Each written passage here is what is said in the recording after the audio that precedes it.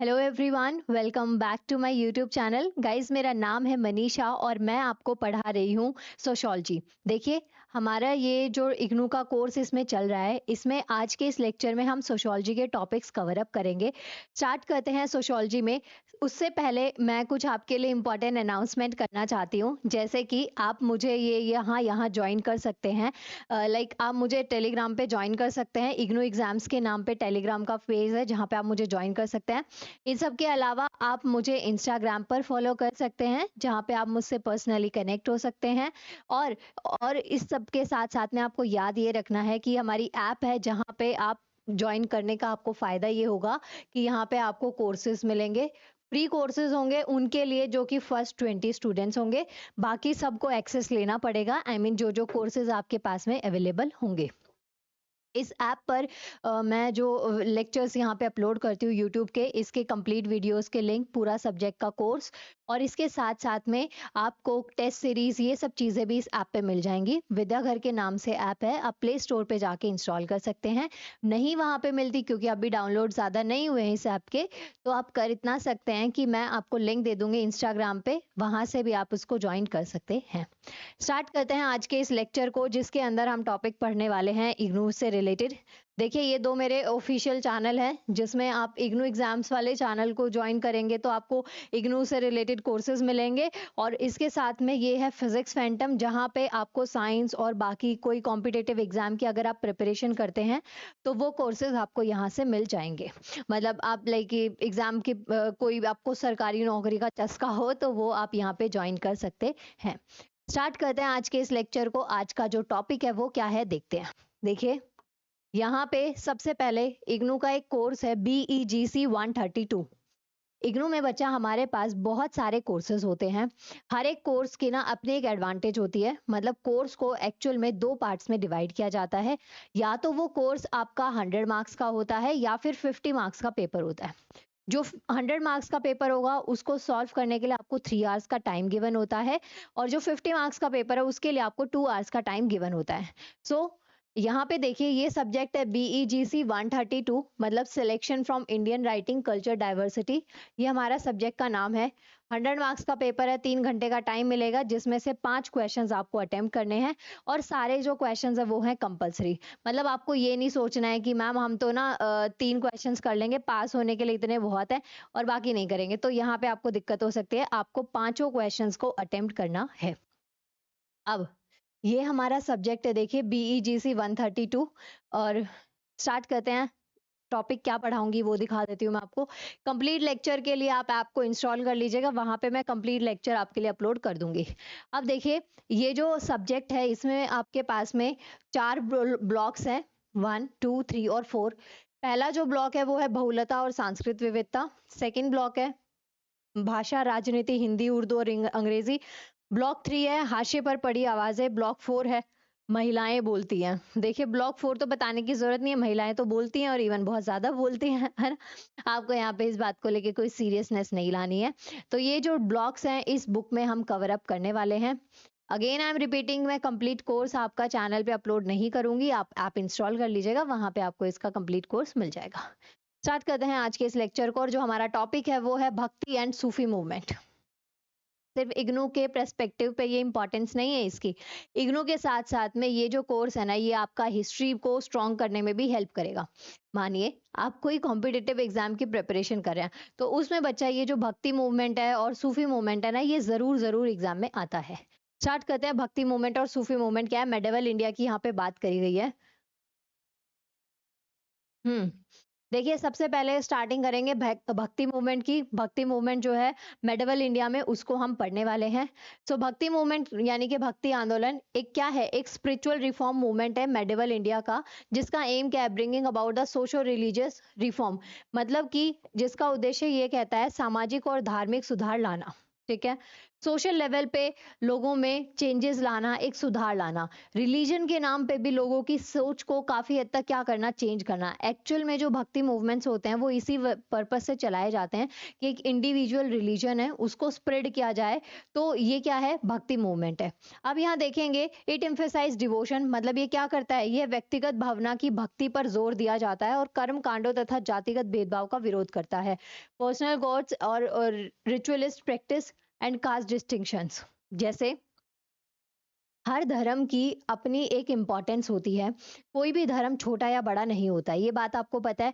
आपका जो रिलीजन है, आपके पर्सपेक्टिव से देखें तो उस रिलीजन से ऊपर कोई और रिलीजन नहीं होगा, और किसी और का रिलीजन है तो उसी सेम बिहाफ पे अगर हम देखें तो उनके रिलीजन में भी उससे ऊपर कुछ और नहीं होता है। तो ये जो रिलीजन प्रैक्टिस है ना, ये क्या होता है कि कास्ट के बेसिस में ना बहुत ज्यादा डिस्क्रिमिनेशन देखने को मिलता है। डिस्क्रिमिनेशन का मतलब होता है बच्चा भेदभाव, कि आप अपने रिलीजन के बेसिस पे किसी दूसरे के रिलीजन को बहुत छोटा बोल रहे हैं या उसमें क्या कर रहे हैं, भेदभाव कर रहे हैं। तो ये जो भक्ति मूवमेंट है ना, ये इस तरीके की, ये जो रूढ़िवादी सोच होती है या जो इस तरीके की विचारधारा होती है, इसके अगेंस्ट फाइट करने का काम करता है। आई मीन इस सोच को नॉर्मलाइज करने का काम करता है। एक हर एक रिलीजन को ऑल ओवर द वर्ल्ड या सब लोगों में जहां तक उस रिलीजन को स्प्रेड किया जा सकता है, तो एक इक्वेलिटी को शो करता है भक्ति आंदोलन। तो ये यही चीज है कि जो भक्ति आंदोलन है ना, इस पे जोर दिया जाता है, तथा जो जातिगत भेदभाव होते हैं ना, उनका विरोध किया जाता है। मतलब कास्ट के बेसिस पे जो भेदभाव किया जा रहा है, जो रिलीजन के बेसिस पे, जो कास्ट के बेसिस पे डिस्क्रिमिनेशन लोगों में किया जाता है कि छोटी जात है, बड़ी जात है, वो जो डिस्क्रिमिनेशन भेदभाव किया जा रहा है, उसको क्या करता है, उस पर रोक लगाने का काम करता है क्या, भक्ति मूवमेंट, भक्ति आंदोलन। अब यहाँ पे आप देखेंगे that movement played a crucial role in bridging the gap between the Hindus and the Muslim in India. अगर आप ना क्रिकेट मैच देखते हैं, सोच रहे होंगे कि मैम मैच का इससे क्या लेना देना। तो मेरे भोले बच्चों, जब आप क्रिकेट मैच देखते हैं ना, तो बाकी सब जो मैचेस चलते हैं ना, उसमें जितना भी एक्साइटमेंट होता है ना, उससे डबल एक्साइटमेंट जब हो जाता है जब इंडिया पाकिस्तान की बात आती है। चाहे इंडिया पाकिस्तान का मैच हो, चाहे इंडिया पाकिस्तान से रिलेटेड कोई वॉर चल रही हो, कोई बैटल चल रही हो, कोई बातचीत चल रही हो, जितना हम लोगों का इंटरेस्ट डेवलप होता है ना, इतना शायद कहीं नहीं होता।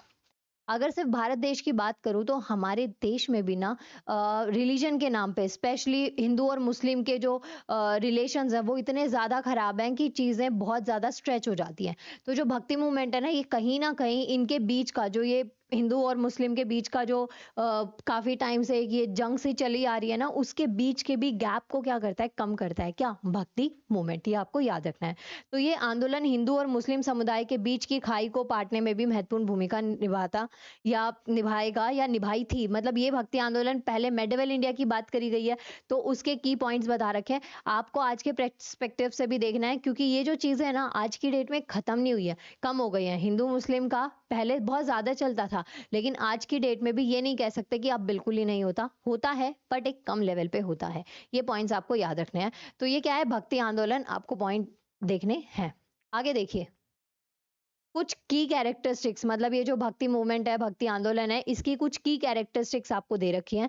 जैसे सबसे पहली दे रखी है पर्सनल डिवोशन, मतलब कि व्यक्तिगत भक्ति।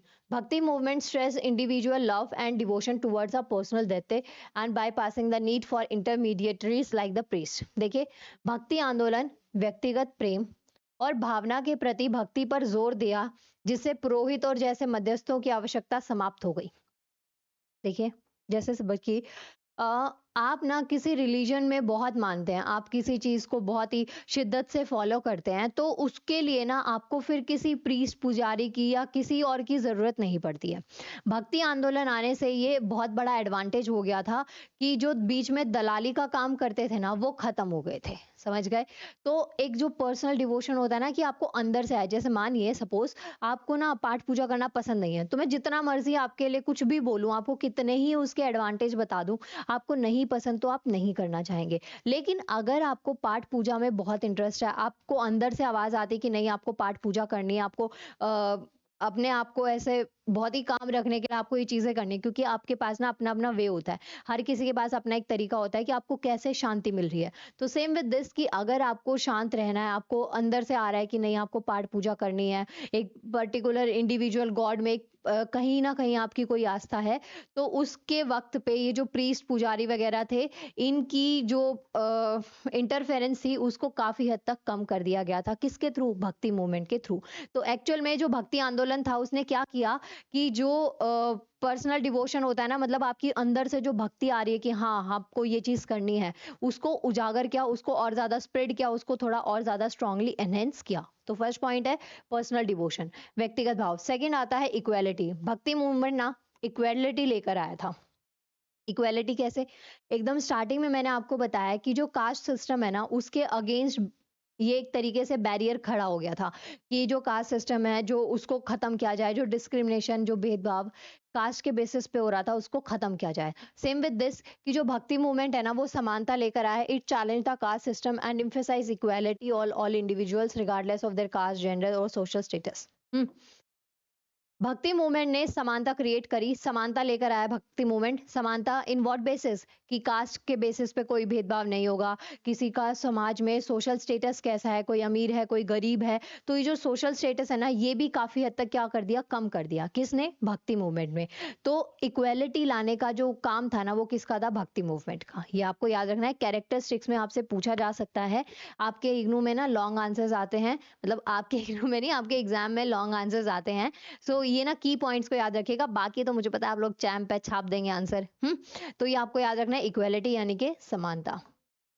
नेक्स्ट पॉइंट आता है अपोजिशंस टू रिचुअल। आडंबर और कर्म कांडों का विरोध करना। एक होता है नॉर्मल वर्शिप करना, ठीक है, और एक होता है कि आप जब वो पाठ पूजा कर रहे हैं, आप जो वर्शिप कर रहे हैं ना, उसमें बहुत सारी चीजों को ना ऐड ऑन कर रहे हैं। मतलब भगवान जी को अगर आपको प्रसन्न करना है, उनको खुश करना है, तो आप अच्छे काम भी कर सकते हैं, वो उससे खुश हो जाएंगे। बजाय इसके कि आप 10-15 किलो अनाज चढ़ाएं जबकि आपकी पॉकेट अलाउ नहीं कर रही है, उसके बाद में आप खुद को पेन देके और उनकी भक्ति करेंगे, तो पॉसिबल नहीं है ना। तो ये चीज अच्छी बात नहीं होती है। तो ऐसे जो आडंबर होते हैं उनको भी काफी हद तक रोक दिया था। किसने? भक्ति मूवमेंट ने। ये बात आपको याद रखनी है।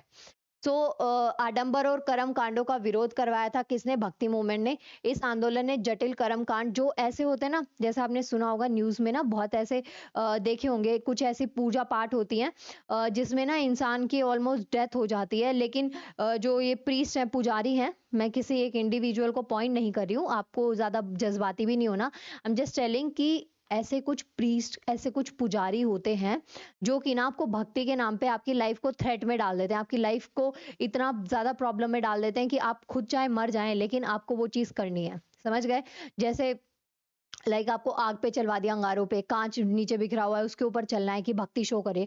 तो ये क्या चीजें हैं? ठीक है, भक्ति एक अपनी जगह होती है। आपने सुबह शाम राम का नाम लिया, या जो भी आप जो भी रिलीजन में फॉलो करते हैं, मैं कुछ एज सच नहीं बोल रही हूँ।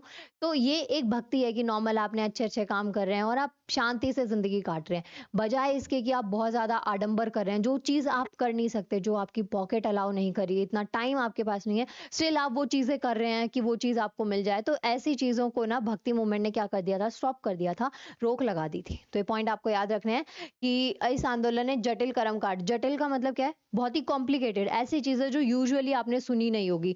मानिए मैं आपको कह दूं 100 इंसानों की बलि दीजिए, आप अमर हो जाएंगे, कोई सेंस की बात है ये? वैसे तो मैंने बोला है तो आपको लगेगा ही नहीं कि क्या ही सेंस है ना। तो क्या ये पॉसिबल है? नहीं। लेकिन आप ब्लाइंडली मेरी इस बात पे ट्रस्ट करें और आप कहें नहीं जी नहीं, हम तो जरूर कर देंगे, ऐसा हो सकता है, तो ये चीज पॉसिबल नहीं है, आपको याद रखना है। ठीक है, तो जटिल कर्म कांड और मूर्ति पूजा का विरोध किया और इसके स्थान पर भगवान के साथ व्यक्तिगत संबंध को महत्व दिया। वैसे ना ये एक स्टेटमेंट बोली जाती है, बहुत बड़ी बात है जो मैं अभी बोल रही हूँ, लेकिन ये सच्चाई है कि इंसान इंसान के काम आ जाए ना, उससे ऊपर कुछ, कोई भक्ति, कोई धर्म, कोई रिलीजन नहीं होता। हम क्या करते हैं? एक दूसरे की हेल्प नहीं करते, हम लोग ना सिर्फ दिखावा करने में विश्वास रखते हैं। हमें लगता है कि हम वो चीज करेंगे तो हमें वो मिल जाएगा, लेकिन हमें इंसानियत बिल्कुल खत्म हो जाती है। अब अगर हम इंसानियत पे वर्क करें तो ये सब चीजों की जरूरत ही नहीं पड़ेगी, है ना। ये एक सोशल मैसेज था, वैसे स्प्रेड कर दीजिएगा। आगे देखिए, नेक्स्ट आता है एकेश्वरवाद। मतलब मैनी भक्त जो संत थे ना, प्रमोट किया worship of one supreme God, whether it was a Vishnu, Shiva और फॉर्मलेस डिवाइन बीइंग। मतलब कि उन्होंने ना पूजा का समर्थन तो किया, लेकिन कई अलग अलग भगवानों की जगह भक्ति मूवमेंट में ये था कि एक सुप्रीम पावर है जिसको आप पूजे, जिसको आप माने। ठीक है, जैसे हम लोग जानते हैं, हम भगवान जी बोलते हैं, गॉड बोलते हैं, तो आपको पता है वो एक सुप्रीम पावर है। अब उनके नाम हम कितने ही अलग अलग दे दे, रहती तो एक ही पर्सनैलिटी है।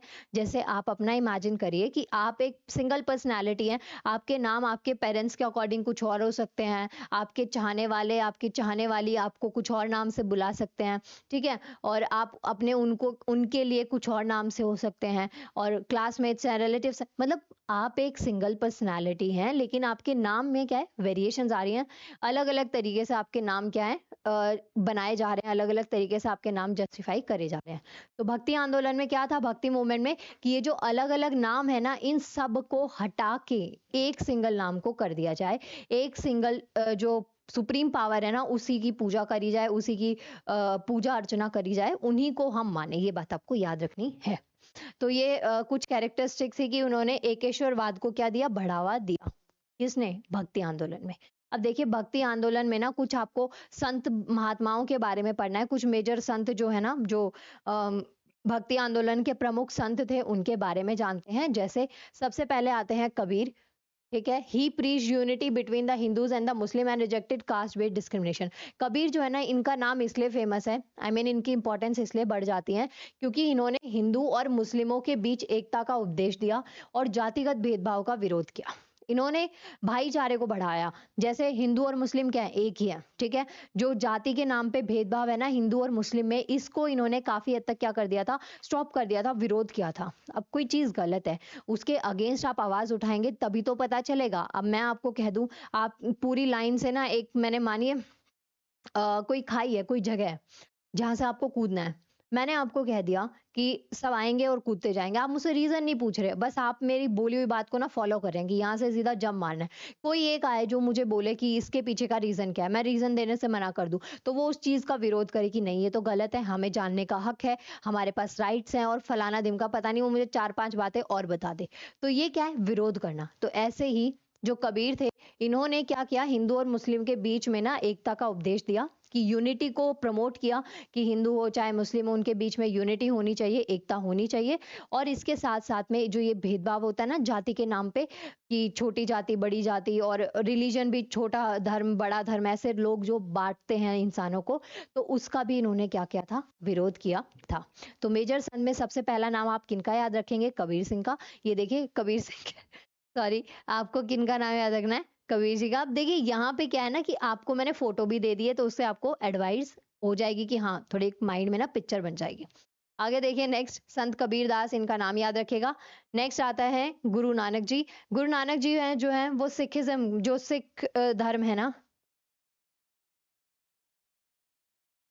अगर आप वनडे एग्जाम की प्रिपरेशन करते हैं, लाइक एसएससी वगैरह की आप प्रिपरेशन करते हैं, तो वहां पे ना सीधा सिंपल क्वेश्चन तो यही बन जाता है कि सिख धर्म के संस्थापक का नाम क्या है। तो क्या है उनका नाम, उनका नाम है गुरु नानक जी, ठीक है। तो गुरु नानक जी के बारे में आपको पता होना चाहिए। पहले तो सिख धर्म के कौन है, संस्थापक हैं, और he emphasize devotion to a single God and brotherhood among all the people. इन्होंने ना एक ईश्वर के प्रति भक्ति को बढ़ावा दिया, और सब लोगों के बीच में भाईचारे की भावना को बढ़ावा दिया है, ठीक है। पॉइंट्स आपको याद रखने हैं।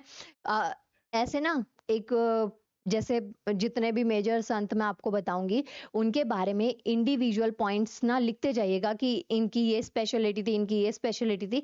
तो यहाँ से आपके एग्जाम में क्वेश्चंस फंस जाएंगे। लॉन्ग आंसर आएगा तो आपकी तो मौज हो जाएगी, क्योंकि सारे पॉइंट्स आप लिख पाएंगे। और अगर आपका कभी कोई एग्जाम की प्रिपरेशन करते हैं, कोई कॉम्पिटेटिव एग्जाम की प्रिपरेशन करते हैं, तो वहां पे भी अगर आपका सिंगल क्वेश्चन फंसेगा ना, तो यूं यूं चुटकियों में सॉल्व कर लेंगे, ठीक है बच्चा।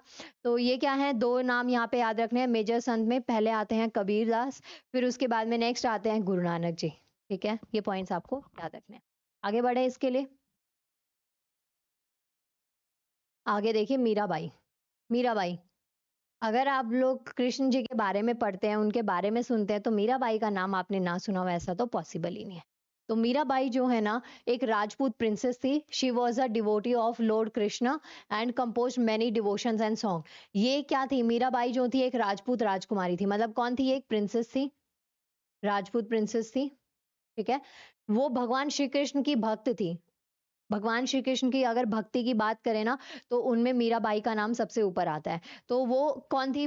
कृष्ण जी की भक्त थी, और इसके साथ साथ में इन्होंने ना इनकी भक्ति में बहुत सारे जो डिवोशन सॉन्ग्स और इनको प्रमोट किया था। उन्होंने कई भक्ति गीता की भी रचना करी थी, भक्ति गीत, सॉरी यहाँ पे गीत तो होना चाहिए, गीता नहीं है, गीत तो होना चाहिए। तो वो पॉइंट्स आपको याद रखने हैं, ठीक है। ये है मीराबाई की फोटो, एग्जैक्टली सेम ऐसी नहीं, ये एक इमेजिनेशन है, ऐसी वो दिखती थी, उनको इमेजिन करके बनाया गया है। नेक्स्ट आते हैं तुलसीदास। नेक्स्ट पॉइंट याद रखिएगा, तुलसीदास जो है ना, उनको जाना जाता है इस devotional work Ramcharitmanas, praise of Lord Rama. भगवान राम की स्तुति में उनके भक्ति ग्रंथ रामचरितमानस के लिए इनको जाना जाता है। किनको? तुलसीदास जी को, ठीक है। अगर आपसे क्वेश्चन में पूछ लिया जाए वनडे एग्जाम में कि तुलसीदास जी से रिलेटेड गिवन में से कौन से ग्रंथ है, तो आपको याद रखना है रामचरितमानस, जो किससे रिलेट करते हैं? लॉर्ड रामा, भगवान राम से रिलेट करते हैं। आई होप आपको ये चीजें समझ में आ रही होंगी, ना? नहीं आ रही है तो आप एक काम करिएगा, इसको रिपीटेड फॉर्म में सुन लीजिएगा, तो आपको ज्यादा अच्छे से समझ आ जाएगी, ठीक है बच्चा। आगे इसको पढ़ते हैं, सूफी मूवमेंट। अभी मैंने आपको ना स्टार्टिंग में बताया कि आज के इस लेक्चर में हम लोग पढ़ने वाले हैं भक्ति मूवमेंट, और उसके साथ में हम पढ़ने वाले हैं सूफी मूवमेंट। तो जो भक्ति है ना, वो खत्म हो गई है, भक्ति आंदोलन खत्म हो गया। अभी हम पढ़ने वाले हैं सूफी मूवमेंट। सूफी मूवमेंट कहाँ पे? मेडिवल इंडिया में सूफी मूवमेंट अब हम कवर अप करने वाले हैं। यहाँ पे देखिए, Sufi movement in medieval India. तो सूफी मूवमेंट यानी कि सूफी आंदोलन was an Islamic mystic movement that emphasise internal spirituality and devotion to God over orthodox religious practice. देखिए, सूफी आंदोलन क्या है? एक इस्लामिक रहस्यवादी आंदोलन था, जो कि आंतरिक आध्यात्मिकता और भगवान के प्रति भक्ति पर जोर देता था। पहला पॉइंट तो क्या याद रखना है कि सूफी आंदोलन क्या था? एक इस्लामिक आंदोलन था, एक अज्ञात आंदोलन था, जिसको ज्यादा जोर शोर से जिसका प्रमोशन ना किया गया हो, है ना। जैसे आप गुड डीड्स करते हैं, अच्छे अच्छे काम कर रहे हैं, बट आप किसी को बता नहीं रहे, लेकिन आप कर रहे हैं ना, तो ये इस तरीके से आप इसको इमेजिन कर लीजिएगा कि सूफी आंदोलन एक इस्लामिक रहस्यवादी आंदोलन था, ठीक है। और इसका भी मेन मोटिव क्या था? भगवान के प्रति भक्ति पर जोर देना, कि भगवान को पूजो, उनको मानो, ठीक है, उनकी भक्ति के ऊपर जोर देना सूफी आंदोलन का ही एक पार्ट है, बजाय कि रूढ़िवादी धार्मिक प्रथाओं पर। मतलब इनका ये था कि जो ऑर्थोडॉक्स रिलीजियस प्रैक्टिस है ना, कि आप अंधभक्ति में करे जा रहे हैं, आपको उसके पीछे की वजह नहीं पता, आप बेवजह वो चीजें करे जा रहे हैं, इसके बजाय आप भगवान की भक्ति पे जोर दो, ऐसा इस सूफी आंदोलन का एक मेन मोटिव था, या यू कैन से कि मोटो था। ये आपको याद रखना है, ठीक है बच्चा। बाटी इतना समझ में आ रहा है? तो Sufism played a significant role in the spread of Islam in India and fosters communal harmony. जो सूफी आंदोलन था ना, उसने भारत में इस्लाम के प्रसार को फैलाने में ना एक महत्वपूर्ण भूमिका निभाई थी। किसने? सूफी आंदोलन ने। क्यों? क्योंकि ये इस्लामिक आंदोलन था, तो इस आंदोलन के थ्रू ना इस्लाम को जगह जगह, कोने कोने में इस्लाम को बढ़ावा दिया जा रहा था इस आंदोलन के थ्रू। किसके थ्रू? सूफी आंदोलन के थ्रू, ठीक है।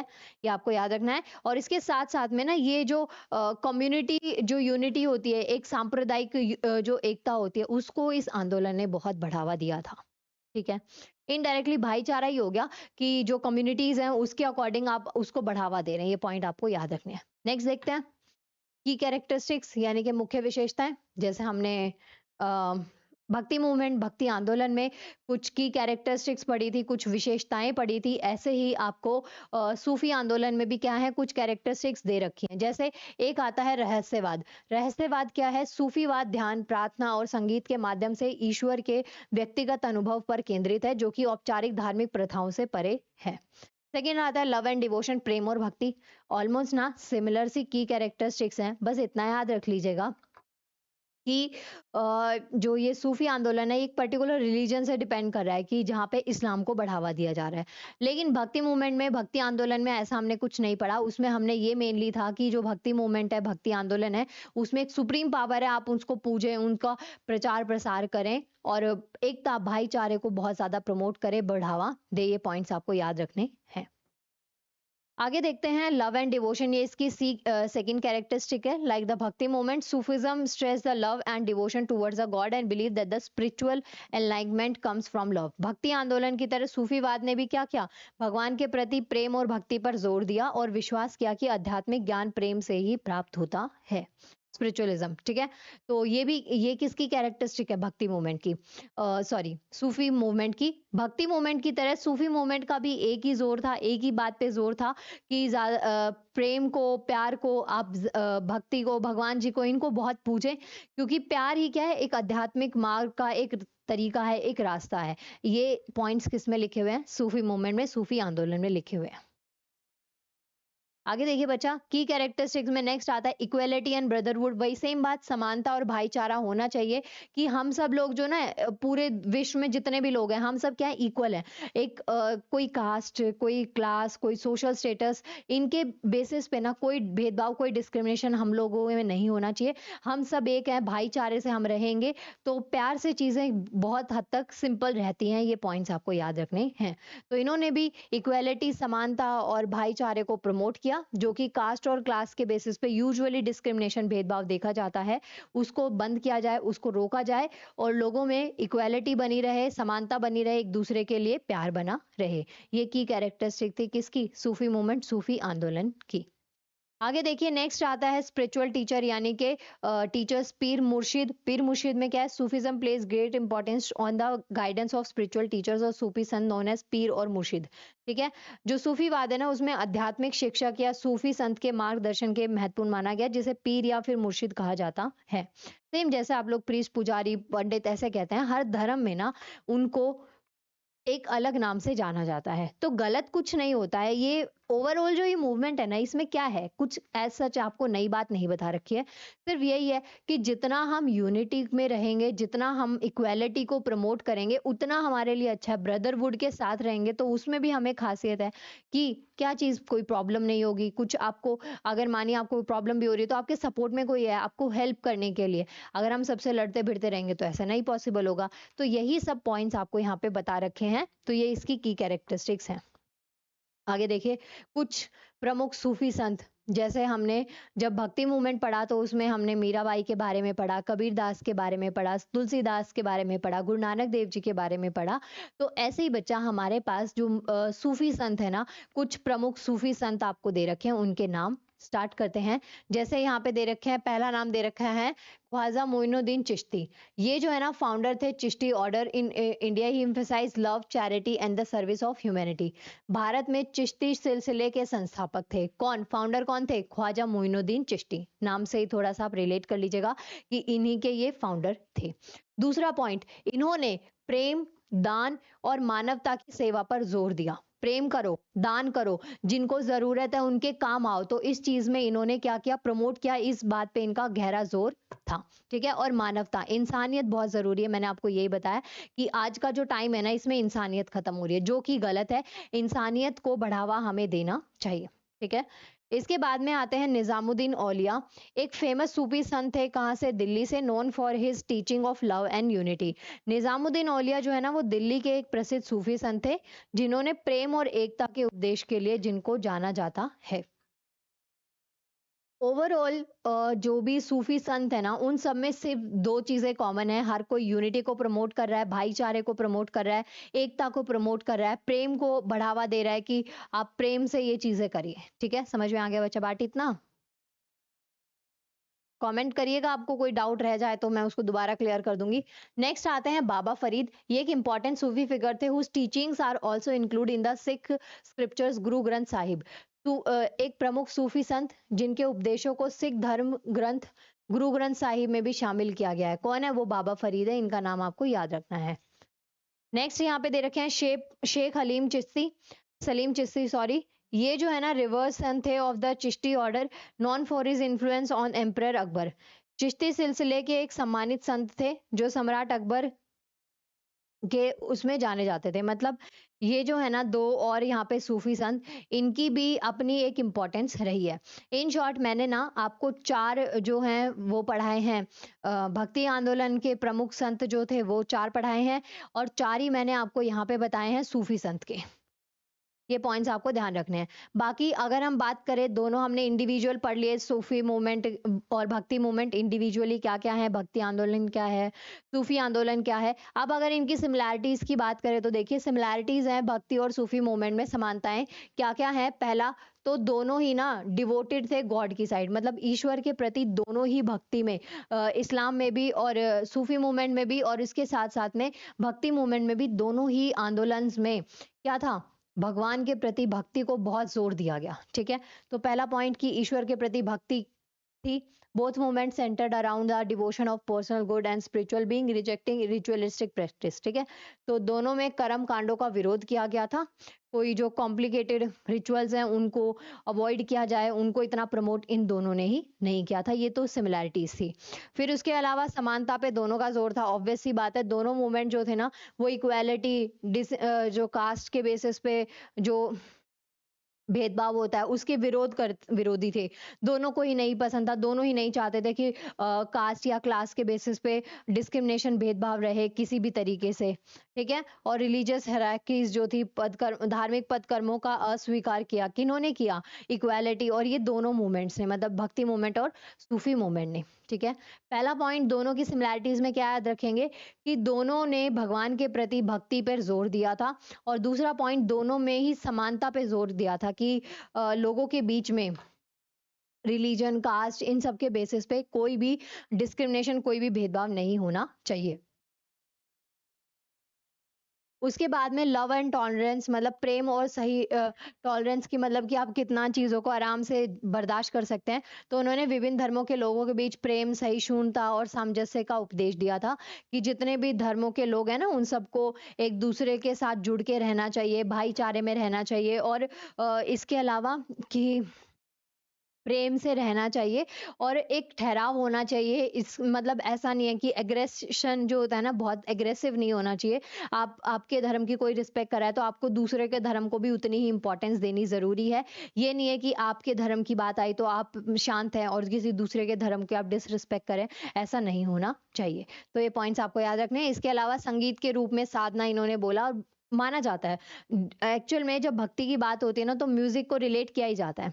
और कहीं दूर मत जाइए, आप अपने पड़ोस की आंटियों का ही देख लीजिए, जब मंदिर में नीचे कुछ होता है, कीर्तन वगैरह होने मैंडेटरी होते हैं। क्यों? क्योंकि अगर वो नहीं होंगे तो औरतें आपस में क्या कर सकते हैं, चुगली कर सकती हैं टाइम पास के लिए। तो उस सिचुएशन में भक्ति पे फोकस करने के लिए ना म्यूजिक एक पाथ माना जाता है कि अगर आप अच्छे अच्छे भजन सुन रहे हैं, म्यूजिक कर रहे हैं, तो ये क्या है, एक पाथ का काम करता है। ठीक है, तो यही पॉइंट्स हैं कि म्यूजिक को एज अ मीडियम माना गया।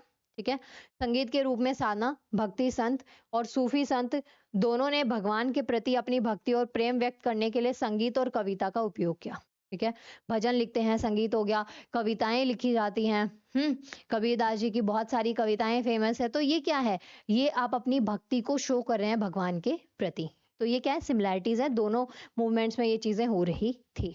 ओके गाइस, तो आज का हमारा जो लेक्चर है ये खत्म हो गया है, सूफी मूवमेंट और भक्ति मूवमेंट। अब इसमें हम आगे जो है नेक्स्ट लेक्चर में और टॉपिक्स को कवर अप करेंगे इस बुक के।